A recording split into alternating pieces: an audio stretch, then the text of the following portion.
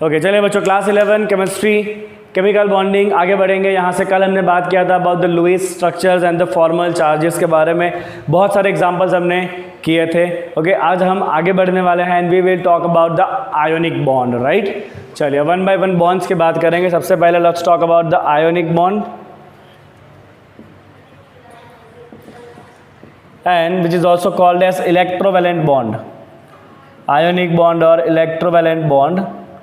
Okay, so there is a very obvious thing if you want the ionic bond to form. तो ionic bond बनने के लिए सबसे पहले तो we require positive and negative ion. What do we require first? We require positive and negative ion for the formation of ionic bond. So we know that to form the positive ion we need to remove one electron, and to form the negative ion we use to add the electron. And once the positive and negative ions are formed, after that this positive and negative ion should arrange properly in 3 dimension. If these things are happening, then we can say the ionic bond is going to form. Okay, so we will write here necessary condition क्या है। necessary condition है first ease of formation of positive and negative ions। सबसे पहला तो यही होना चाहिए, that should be easily formation of the positive and negative ion. And दूसरी बात, पॉजिटिव नेगेटिव आयन बनने के बाद arrangement of positive and negative ions in space. ये पॉजिटिव और नेगेटिव आयन जो है उनका प्रॉपरली स्पेस में अरेंज होना चाहिए। That means you should get some particular crystal. Okay चलिए अब सबसे पहले बात करते हैं about the formation of the ease of positive and negative ion. So अगर आपको पॉजिटिव आयन बनाना है तो हम क्या करेंगे बच्चों, पॉजिटिव आयन बनाने के लिए हम गैसियस स्टेट में से एक इलेक्ट्रॉन निकालने का काम करते हैं। तो ये हो गया आपका पॉजिटिव आयन। और पॉजिटिव आयन बनाने के लिए आपको जो एनर्जी चाहिए उसे हम क्या कहेंगे, ionization enthalpy delta H I. क्या कहेंगे उसे हम कहेंगे ionization enthalpy delta H I. And this is always endothermic. Endothermic मतलब this always requires energy. Electron अपने आप कभी निकलने वाला नहीं है, आपको कुछ ना कुछ एनर्जी दे के इलेक्ट्रॉन को बाहर निकालना पड़ेगा। चलिए अब अगर कोई न्यूट्रल गैसियस एटम है वो इस इलेक्ट्रॉन को एक्सेप्ट करेगा and this will form the negative ion. Okay चलिए इलेक्ट्रॉन को एक्सेप्ट करा के नेगेटिव आयन बनाना है। यहाँ पे जो एंथैल्पी आएगी उसे हम कहते हैं delta H of electron gain. क्या कहते हैं इसको हम, delta H of electron gain कहते हैं, right. And this electron gain process can be endothermic, can be exothermic, right? So this has both the possibilities. This can be endo or exothermic, right? Okay, if you require कि positive ion easily बन जाए तो positive ion easily कब बनेगा, जब ये electron आराम से बाहर निकल जाए। That means ionization enthalpy should be small. So I will write here for easily और ease in formation, for ease in formation of positive ion. जो आयोनाइजेशन एंथैल्पी है ना वो कैसा होना चाहिए बच्चों, लेस होना चाहिए, राइट। तो एक कोई ऐसा होना चाहिए जिसका आयोनाइजेशन एंथैल्पी कैसा हो, कम हो, राइट। चलिए दूसरी बात करते हैं, for ease of formation of negative ion, for ease in formation of negative ion. चलिए नेगेटिव आयन इजीली तब बनेगा जब ये न्यूट्रल स्पीसीज जो है ना वो अपने आप इलेक्ट्रॉन को एक्सेप्ट करे। और जब वो अपने आप इलेक्ट्रॉन को एक्सेप्ट करेगा तो इलेक्ट्रॉन क्या करेगा, अपनी सारी एनर्जी को रिलीज कर देगा। क्या करेगा, इलेक्ट्रॉन अपनी सारी एनर्जी को रिलीज कर देगा और ज़्यादा एनर्जी रिलीज होनी चाहिए, राइट। इसका मतलब ये जो आयन आपका इलेक्ट्रॉन गेन एंथैल्पी है it should be highly negative. Negative का मतलब है एनर्जी रिलीज होगी, हाईली मतलब it should remove high amount of energy, right. तो आयोनिक बॉन्ड बनने के लिए कोई एक ऐसा होना चाहिए जिसका आयोनाइजेशन एंथैल्पी जो है, वो कैसा रहे, लेस रहे।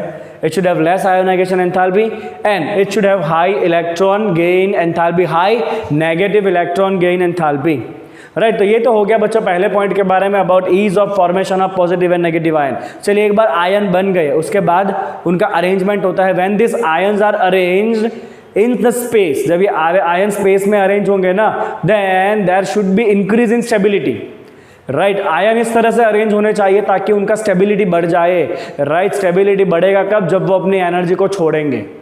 तो जब ये आयन का अरेंजमेंट होगा ना स्पेस में तब जो एनर्जी रिलीज होता है ना उसे हम कहते हैं क्रिस्टलाइजेशन एनर्जी। क्या कहते हैं उसको हम, क्रिस्टलाइजेशन एनर्जी, या उसे हम कहते हैं लैटिस एनर्जी, क्या कहते हैं उसको, हम लैटिस एनर्जी कहते हैं, राइट। तो दूसरा पॉइंट होना चाहिए बच्चों आपका ease of arrangement of positive and negative ion in space. यह आपको तब मिलने वाला है when you have high negative lattice enthalpy, high negative lattice enthalpy. You must have high negative lattice enthalpy. So these are the condition for the formation of the ionic bond. सबसे पहला तो ionisation enthalpy कम होना चाहिए, इससे एक easily positive ion बन जाएगा। दूसरा electron gain enthalpy highly negative होना चाहिए, इससे दूसरा जो है वो नेगेटिव आयन बन जाएगा इजीली। अब पॉजिटिव नेगेटिव आयन बनने के बाद जब उनका स्पेस में अरेंजमेंट होगा तो बहुत ज़्यादा एनर्जी रिलीज हो जानी चाहिए ताकि उनकी स्टेबिलिटी बढ़ जाए, राइट। आपका कंपाउंड कैसा हो जाए, स्टेबल हो जाए। That means it should have high negative मतलब एनर्जी रिलीज होनी चाहिए। लैटिस मतलब when you will arrange the positive and negative ion in space, right. जो एनर्जी रिलीज होगा that should be highly negative. तो अगर इतना कंडीशन फुलफिल हुआ तो आप समझ लो कि जो आपका आयोनिक कंपाउंड है वो इजीली बन सकता है। चलिए इसको कॉपी करेंगे क्विकली, फिर आगे और बात करेंगे आयोनिक कंपाउंड के बारे में। Okay, let's see further what will happen. जो पॉजिटिव एंड नेगेटिव आयन बना है ना, that positive and negative ions are held together. चलिए पॉजिटिव और एक पॉजिटिव चार्ज है, दूसरा नेगेटिव चार्ज है, उसके बीच में अट्रैक्शन फोर्स तो लगना ही है। तो this positive and negative ions are held together by coulombian attraction force, okay, and which will give you different 3-dimensional geometry.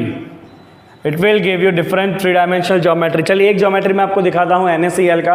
You need not to draw it, आपको ये ड्रॉ नहीं करना है, बट जस्ट फॉर एंटरटेनमेंट कह लो आप। See how we can draw the crystal of NaCl।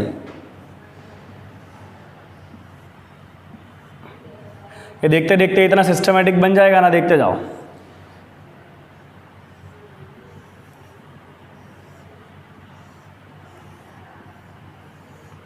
Okay, सालों की मेहनत के बाद आप इतना इजीली इसको बना सकते हो। It is not that easy.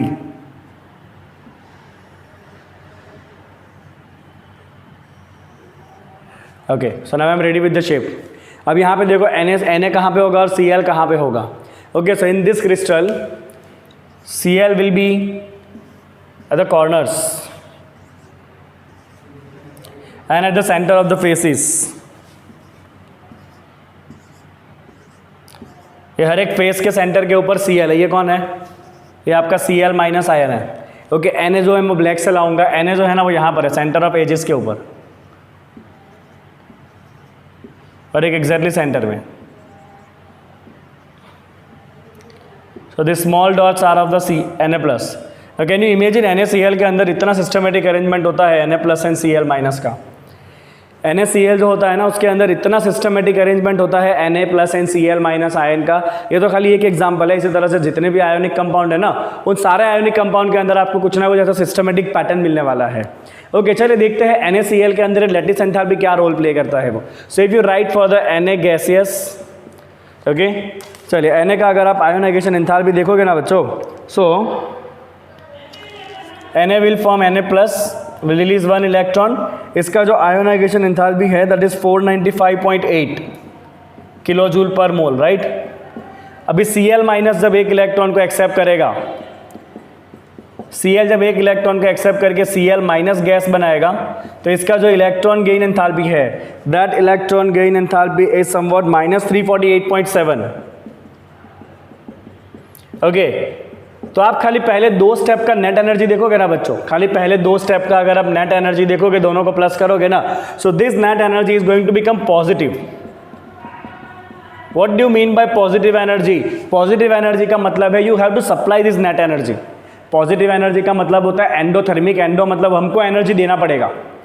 मतलब अगर Na में से Na प्लस बनाना है, Cl में से Cl माइनस बनाना है, तो इस पर्टिकुलर रिएक्शन में हमें नेट एनर्जी देना पड़ेगा 147.1, राइट। इसका मतलब कि इनके पास कुछ ना कुछ एनर्जी अभी है, राइट। बट जब ये Na plus and Cl minus ion बनने के बाद इस पैटर्न में अरेंज होंगे ना, Na plus and Cl minus बनने के बाद जब इस पैटर्न में अरेंज होगा ना तो क्या होगा वो देखो बच्चों, Na plus gaseous ion, Cl minus gaseous ion, जब ये दोनों जुड़ के NaCl सॉलिड बनाएंगे ना तो यहां पे आपका आएगा लैटिस एंथैल्पी इनके अरेंजमेंट से, राइट। इनके अरेंजमेंट से जो लैटिस एंथैल्पी है ना बच्चों वो है -788 किलो जूल पर मोल। अब देख लो, अभी अपना नेट फायदा हो गया, क्योंकि जब ये positive and negative ion arrange होंगे ना तब कितना एनर्जी रिलीज होगा, माइनस साइन मतलब the energy is going to release.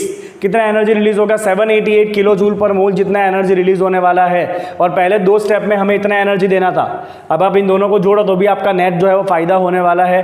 That means जब NaCl बनेगा ना तो नेट एनर्जी रिलीज होने वाला है, क्योंकि इन दोनों को जब आप कंबाइन करोगे ना तो your resultant will be somewhere in negative.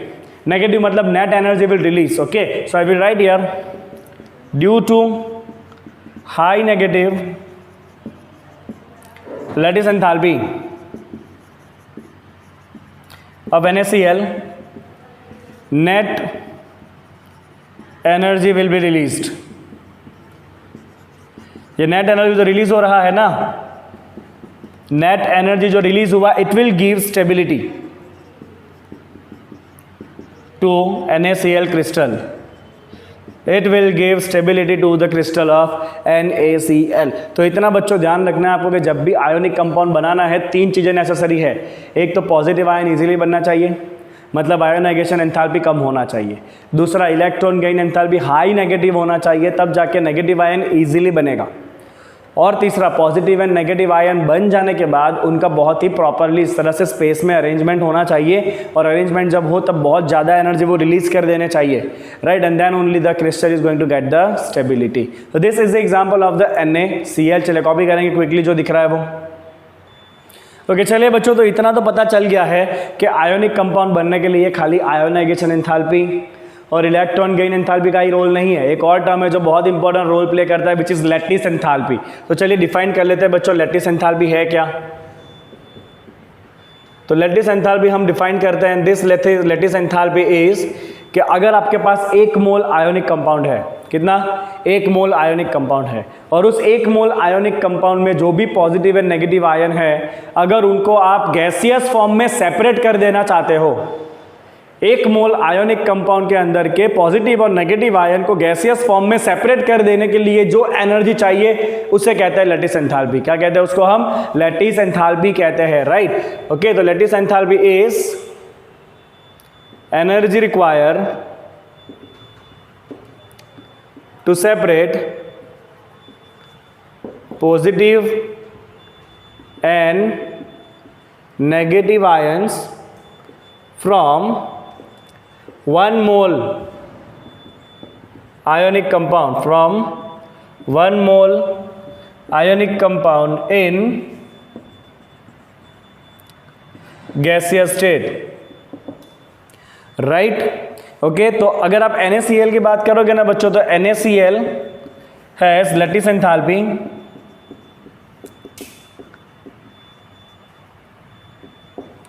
(788 kilo joule per मोल।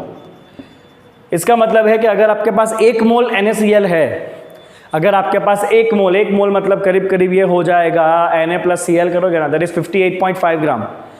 अगर आपके पास 58.5 ग्राम नमक है और उस 58.5 ग्राम नमक में से सारे पॉजिटिव आयन एंड सारे नेगेटिव आयन को अगर आप गैसियस फॉर्म में दूर कर देना चाहते हो तो उसके लिए आपको जो एनर्जी देना पड़ेगा ना उसको हम कहते हैं लैटिस एंथैल्पी। क्या कहते हैं उसको, हम लैटिस एंथैल्पी कहते हैं। तो इसका मतलब ये है कि to separate all Na plus gaseous and Cl minus gaseous from 1 mole NaCl we need how much energy, 788 kilojoule per mole। 788 kilojoule is needed because we already specify 1 mole, right। तो आपको 788 किलोजूल एनर्जी देना है तो सारे Na plus and Cl minus जो है वो एक दूसरे से दूर चले जाएंगे, पूरा क्रिस्टल जो है वो टूट जाएगा, ठीक है। चलिए अब ये लैटिस एंथैल्पी जो है ना बच्चों, इसके अंदर अट्रैक्शन फोर्सेस भी होंगे between positive and negative ion, इसके अंदर रिपल्सिव फोर्सेस भी होंगे between positive ion, between negative ions. So it is not that easy to measure the lattice enthalpy. तो इसीलिए लैटिस एंथैल्पी को मेजर करने के लिए हम कुछ और बॉन्ड के पैरामीटर डिसाइड करेंगे, बट उसके पहले मैं आपको एक टर्म पे ले जाऊंगा और एक लॉ पे ले जाऊंगा, that is called as Fajan rule. This Fajan rule questions are very important for the entrance exam point of view. चलिए इतना कॉपी करिए, फिर फजान रूल पे चलते हैं। Okay, so now let's talk about a very important thing that is called as Fajans rule.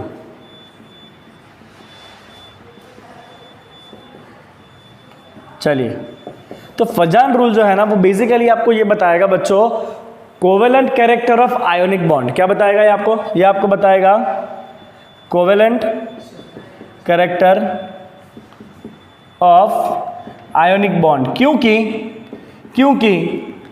कोई भी bond perfect covalent नहीं होता और कोई भी बॉन्ड परफेक्ट आयोनिक नहीं होता है, राइट। आयोनिक बॉन्ड का मतलब है there is complete transfer of electron, that is called as ionic bond, and covalent bond means there is a sharing of electron. So each and every bond in the universe has both this kind of the properties together, right? उनके अंदर कुछ हद तक electron का transfer भी होगा और थोड़ा बहुत जो है वो इलेक्ट्रॉन का शेयरिंग भी होता है। कोई भी ऐसा बॉन्ड नहीं है जो परफेक्टली कोवेलेंट हो या परफेक्टली आयोनिक हो, राइट। तो एक सिंपल सी बात समझिए बच्चों, अगर मान लीजिए कि ये पॉजिटिव आयन है, राइट, और ये नेगेटिव आयन है, ओके, और ये नेगेटिव आयन का इलेक्ट्रॉन क्लाउड है, okay. See this is the ionic bond, क्योंकि इसने इलेक्ट्रॉन दे दिया है इसलिए पॉजिटिव बना है, इसने इलेक्ट्रॉन लिया है इसलिए नेगेटिव बना है। अब होना क्या है बच्चों, ये पॉजिटिव चार्ज क्या करेगा, ये जो पॉजिटिव चार्ज है ना वो इस नेगेटिव चार्ज के इलेक्ट्रॉन क्लाउड को अपनी तरफ खींचेगा। ये पॉजिटिव चार्ज क्या करेगा, नेगेटिव के इलेक्ट्रॉन क्लाउड को अपनी तरफ खींचेगा। तो ये क्या करेगा, this positive ion attract electron cloud of the negative ion. So what is going to happen कि ये नेगेटिव का जो आपको इलेक्ट्रॉन क्लाउड ऐसा दिख रहा है ना, ये इलेक्ट्रॉन क्लाउड जो है वो अट्रैक्ट होने की वजह से डिस्टॉर्ट हो जाएगा, and this electron cloud will appear somewhat like this, right. Okay, so what happen here कि इसके जो इलेक्ट्रॉन थे वो थोड़े से शेयरिंग में आ गए, इस तरफ आए, मतलब राइट, मतलब ये जो आयोनिक बॉन्ड था उसके अंदर थोड़ा बहुत कोवेलेंट कैरेक्टर इंट्रोड्यूस हुआ है, क्योंकि जो इलेक्ट्रॉन थे ना इसके पास के वो थोड़े बहुत शेयरिंग जैसे दिख रहे हैं कुछ, right. Okay, so there is going to be a kind of the covalent bonding here, right. So what will happen here, due to distortion of electron cloud of negative ion, due to distortion of the electron cloud of negative ion, there will be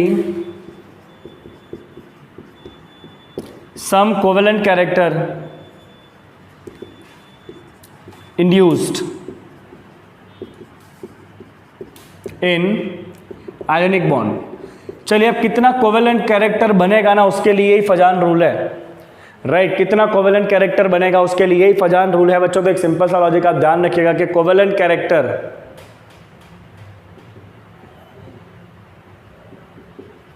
in ionic bond require, चलिए covalent character के लिए सबसे पहला जो need है ना वो covalent character का सबसे पहला नीड है small size positive ion, small size positive ion. क्यों, क्योंकि ये पॉजिटिव आयन जितना छोटा होगा ना उतना ही स्ट्रांग होता जाएगा और उतना ही स्ट्रांगली वो क्या करेगा, इलेक्ट्रॉन क्लाउड को अपनी तरफ खींचेगा। क्या करेगा बच्चों, उतना ही स्ट्रांगली वो इलेक्ट्रॉन क्लाउड को अपनी तरफ खींचने वाला है, जितना स्ट्रांग है, जितना छोटा है पॉजिटिव चार्ज होगा वो, राइट। तो we require small size of positive ion. Second, okay, we require कि इसका जो इलेक्ट्रॉन क्लाउड हो ना वो जितना बने उतना बड़ा हो, क्योंकि इतना इलेक्ट्रॉन क्लाउड जितना बड़ा हो ना उतना इजीली ये उसको डिस्टॉर्ट कर पाएगा अपनी तरफ, ओके। और जितना इजीली ये इलेक्ट्रॉन क्लाउड डिस्टॉर्ट होगा उतना ही कोवेलेंट कैरेक्टर बढ़ता जाएगा, right. So we require large size of negative ion. What we require large size of the negative ion. तीसरी बात, चार्ज जो है ना उसका मैग्नीट्यूड जितना बने उतना ज़्यादा होना चाहिए, क्योंकि ये चार्ज का मैग्नीट्यूड जितना ज़्यादा होगा उतना चार्ज स्ट्रांग होता जाएगा, उतना ही इजीली वो इलेक्ट्रॉन को अपनी तरफ खींच पाएगा, राइट। तो तीसरा पॉइंट ये कहता है कि magnitude of charge on ion must be more. So अगर ये कंडीशन आपकी है बच्चों, तो आपका बॉन्ड कैसा हो जाएगा, आयोनिक बॉन्ड जो है ना वो धीरे धीरे नेचर में कैसा हो जाएगा, कोवेलेंट होता जाएगा, right. This Fajan theory is basically for the ionic bonds, पर उस आयोनिक बॉन्ड में कितना इस तरह से कोवेलेंट नेचर आ रहा है उसके लिए फजान रूल है, राइट। जितना ज्यादा डिस्टॉर्शन होगा उतना कोवेलेंट कैरेक्टर बढ़ेगा। डिस्टॉर्शन के लिए मतलब कोवेलेंट कैरेक्टर के लिए पॉजिटिव आयन छोटा होना चाहिए, नेगेटिव आयन बड़ा होना चाहिए, और चार्ज जितना बना उतना ज्यादा होना चाहिए। चलिए मैंने यहाँ पे कुछ स्पेस छोड़ा हुआ है, उसके पीछे का रीजन है, let's see. If you are given with example of LiCl, देखिएगा ध्यान से, NaCl and KCl which is maximum covalent in nature, these all are ionic compound, right। But इनमें से कौन ऐसा है जो सबसे ज्यादा कोवेलेंट है नेचर में, तो हम क्या करेंगे, कोवेलेंट पूछा गया है, आयोनिक बॉन्ड है और कोवेलेंट नेचर की बात है तो फजान को याद करेंगे। चले यहाँ पे नेगेटिव आयन तो सेम है, क्लोरीन है, पॉजिटिव आयन अलग अलग है। ये जो लिथियम है ना बच्चों, ये सब एक ही ग्रुप के हैं, lithium, sodium, potassium. Lithium plus smallest positive ion है। लिथियम कैसा है भाई, स्मॉलेस्ट पॉजिटिव आयन है। उसके बाद सोडियम आएगा, उसके बाद पोटेशियम कैसा आएगा बच्चों आपका, इस पर्टिकुलर तीनों के अंदर पोटेशियम आएगा largest positive ion. Okay, Fajan rule ये कहता है कि भाई कोवेलेंट कैरेक्टर के लिए ना, कोवेलेंट कैरेक्टर के लिए पॉजिटिव आयन छोटा ही होना चाहिए। क्या कहता है फजान, फजान कहता है कि कोवेलेंट कैरेक्टर के लिए पॉजिटिव आयन छोटा होना चाहिए। सबसे छोटा पॉजिटिव आयन LiCl के पास है, तो LiCl का जो बॉन्ड है ना वो सबसे ज्यादा डिस्टॉर्ट होगा। Li सबसे इजीली इलेक्ट्रॉन क्लाउड को अपनी तरफ खींचेगा, मतलब LiCl का बॉन्ड कैसा होगा, मोस्ट कोवेलेंट होगा। LiCl का बॉन्ड इन तीनों में कैसा होगा, most covalent character. And you will learn this in the later part of the chemistry कि लिथियम के जो कंपाउंड है ना वो मोस्टली नेचर में कोवेलेंट है। भले लिथियम ग्रुप 1 का एलिमेंट है तो भी लिथियम जो है ना वो मोस्टली कोवेलेंट कंपाउंड ही बनाता है, राइट। चलिए सिमिलरली एक और एग्जांपल बच्चों, लार्ज साइज नेगेटिव आयन, ध्यान से देखिएगा। If you have NaF, NaCl, NaBr, चलिए which is most covalent in nature. Okay, ये सारे आयोनिक कंपाउंड है, इनमें से सबसे ज्यादा कोवेलेंट कौन होगा वो फाइंड करना है। चलिए क्या करेंगे, तो सबका यहाँ पे पॉजिटिव आयन तो सेम है, सोडियम, कोई बात नहीं, बट नेगेटिव आयन अलग अलग है, राइट। अब कोवेलेंट कैरेक्टर के लिए नेगेटिव आयन जितना बने उतना बड़ा होना चाहिए। सबसे बड़ा नेगेटिव आयन, ये सारे एक ही ग्रुप के हैं, फ्लोरीन, क्लोरीन, ब्रोमीन। ग्रुप में नीचे जाओगे साइज बड़ी होती जाती है, मतलब ये आपका जो ब्रोमीन आयन है ना वो कैसा है बच्चों, largest size of negative ion. This is largest negative ion, this is smallest negative ion, right. Okay, तो हमें इतना पता है भाई कि डिस्टॉर्शन के लिए नेगेटिव तो बड़ा ही होना चाहिए। जितना ज्यादा नेगेटिव बड़ा होगा उतना इजीली डिस्टॉर्ट होगा, उतना ज्यादा कोवेलेंट होगा। सबसे ज्यादा बड़ा नेगेटिव आयन Br है, तो इसका क्लाउड सबसे ज्यादा डिस्टॉर्ट होगा, मतलब ये नेचर में कैसा होगा, मैक्सिमम कोवेलेंट। कैसा होना है भाई, ये नेचर में होने वाला है आपका most covalent. This is going to be most covalent, ठीक है। चलिए ये देखते हैं बच्चों। ओके, मैग्नीट्यूड ऑफ चार्ज, देखिए मैं कौन सा एग्जांपल यहाँ पे लेने वाला हूँ, ध्यान से देखिएगा बच्चों। AlCl3 and BeCl2, इन दोनों में से कौन ज्यादा कोवेलेंट होगा वो पूछा हो अगर आपको, तो आप क्या करोगे। चलिए कोई बात नहीं, तो जैसा एक मुझे दिख रहा है यहाँ पे क्लोरीन जो है नेगेटिव आयन तो सेम है, पॉजिटिव आयन दोनों का अलग अलग है। इसका पॉजिटिव आयन है Al+3, right. Let's take Mg, magnesium ले लेते हैं, इट विल बी इजी। और इसका पॉजिटिव आयन है Mg+2। ओके, चलिए सबसे पहले जितना ज्यादा चार्ज होगा उतना इजीली वो क्लाउड को खींचेगा, तो चार्ज इसका ज्यादा है, तो एक जगह पे तो ये बाजी मार गया, चार्ज इज मोर। ओके, दूसरी साइज की बात करो तो एल्यूमिनियम 13 नंबर का है, मैग्नीशियम 12 नंबर का है। आपको इतना पता होना चाहिए, जैसे जैसे आप इस तरफ जाओगे ना पीरियोडिक टेबल में, साइज छोटी होती जाती है, राइट। तो एल्यूमिनियम जो है ना वो साइज में भी कैसा होगा, स्मॉल होगा compare to magnesium, small size positive ion. तो यहाँ पे इसके पास दो बेनिफिट है, एक तो छोटी साइज का पॉजिटिव आयन है जो आपको चाहिए, और दूसरा चार्ज भी ज्यादा है। तो एल्यूमिनियम जो है ना वो क्लोरीन के क्लाउड को सबसे ज्यादा डिस्टॉर्ट करेगा। जितना क्लाउड डिस्टॉर्ट होगा उतना नेचर जो है वो कोवेलेंट होता जाएगा। मतलब AlCl3 is more covalent compound as compare to MgCl2। तो ये जो क्वेश्चन है ना बच्चों, इस तरह के क्वेश्चन बहुत ही ज्यादा फ्रिक्वेंट है। आपको कुछ बॉन्ड दिए होंगे और ये पूछा होगा which is maximum ionic, which is maximum covalent. तो आप इतना ध्यान रख लो भाई कि कोवेलेंट के लिए अपने को कंडीशन क्या चाहिए, कोवेलेंट के लिए 3 कंडीशन, पॉजिटिव छोटा, नेगेटिव बड़ा, चार्ज जितना हो सके उतना ज्यादा। अगर ये कंडीशन है तो पॉजिटिव क्या करेगा, क्लाउड को अपनी तरफ खींचेगा और उससे नेचर जो है वो कैसा होता जाएगा, कोवेलेंट होता जाएगा। चलिए ये हो गया आपका फजान रूल, फटाफट कॉपी कर लीजिए फजान को।